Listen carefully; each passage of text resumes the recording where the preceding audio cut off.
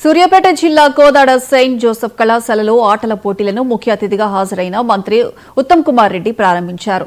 తొలుత జ్యోతి ప్రజ్వలన చేసి కార్యక్రమాన్ని మంత్రి ప్రారంభించారు. క్రిస్టియన్ మైనార్టీ పాఠశాలలు మెరుగైన విద్యను అందించడంలో ముఖ్య పాత్ర పోషిస్తున్నాయి. ఈసీసీ రెడ్డి పాఠశాల 50 ఏళ్లు పూర్తి చేసుకోవడం అభినందనీయమని మంత్రి ఉత్తమ్ కుమార్ రెడ్డి అన్నారు. విద్యార్థులంతా విద్యతో పాటు ఆటలపై మక్కువ పెంచుకొని పాల్గొంటే ఆరోగ్యం, మానసిక ఉల్లాసం కలుగుతుందని మంత్రి ఉత్తమ్ సూచించారు. నేను మీ ప్రోగ్రాంలో కొనసాగడానికి ఎంతో ఇష్టపడుతున్నా.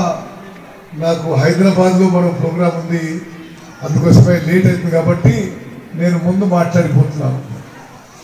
ఒకటి, ఈ 19వ సిఎస్ఏ స్పోర్ట్స్ అండ్ గేమ్స్ను సిఎస్ఏ సంస్థ 2 రాష్ట్ర స్థాయి క్రీడలను కోదాడలో నిర్వహించడం అభినందనీయం. ప్రతి 2 సంవత్సరాలకి ఒకసారి క్రీడలు వారి సంస్థలు ఉన్న ప్రాంతాల్లో నిర్వహించుట దశాబ్దాలుగా జరుగుతుంది. ఈ క్రీడల్లో 14 మంది స్పోర్ట్స్ పర్సన్స్ వివిధ ప్రాంతాల విద్యార్థులు తరచూ ఒక చోట కలుసుకొని ఆటల్లో పాల్గొనడం వల్ల విద్యార్థుల నైపుణ్యాలను పెంచుకునేందుకు ఉపయోగపడుతుంది. ఈ క్రీడల వల్ల సంపూర్ణ వికాసం జరుగుతుందని నేను నమ్ముతున్నాను. కోదాడలో సిసి రెడ్డి కాన్వెంట్ ఏర్పాటు చేసి 50 సంవత్సరాలు పూర్తి చేసుకునే సందర్భం ఇది.